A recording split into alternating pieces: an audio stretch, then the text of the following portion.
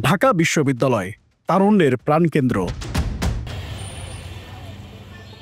আসছে ডাকসু নির্বাচন, শিক্ষার্থীদের নিজস্ব গণতান্ত্রিক উৎসব। এই ভোট শুধু নেতা নির্বাচনের নয়, এটি ছাত্র সমাজের কণ্ঠস্বর। এক সিটে 2 জন এটা রাখা যাবে না, এবং পাশাপাশি হচ্ছে স্বাস্থ্যকর যে আবাসনটা ব্যবস্থা, এটার দরকার আছে। সহিংসতা যে রাজনীতি, এই জিনিসটা না থাকুক। সবাই রাজনীতি বিষয়টা আসলে খারাপ না, যেভাবে আমাদেরকে উপস্থাপন করা হয়। শিক্ষার সুষ্ঠু পরিবেশ রক্ষার্থে লাইব্রেরির পরিবেশ যেন সবসময় শান্তশিষ্ট থাকে, আর সবার যেন আসন নিশ্চিত করা যায়। এর আগে তো আরও প্রকট ছিল, বর্তমানে যে ক্রাইসিস সেটা যেন সামনে না থাকে, সে বিষয়ে আপনারা কাজ করবেন বিশ্ববিদ্যালয় প্রশাসনের সাথে। তবে অনেকেই প্রশ্ন তুলছেন, ডাকসু কি সত্যি শিক্ষার্থীদের সমস্যা সমাধান করবে, নাকি দলীয় রাজনীতির ঘেরাটোপে আটকে থাকবে?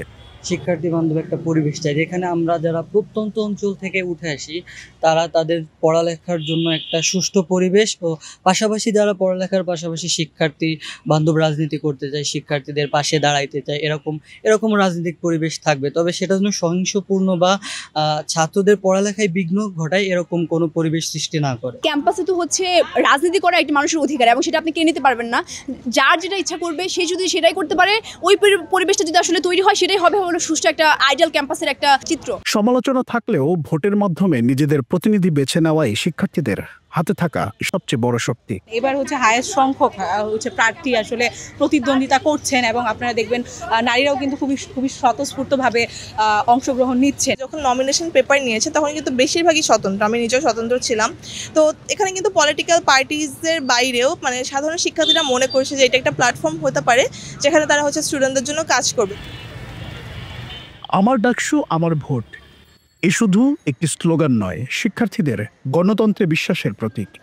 এখন সময় এই ভোটে নিজের কণ্ঠস্বর তুলবার। 24 পরবর্তী সময়ে শিক্ষার্থীরা সচেতন হয়েছে, তারা আসলে কারো ফাঁকা বুলি, কারো হচ্ছে কোনো ধরনের হুমকি দামকি এগুলোতে ভয় পায় না।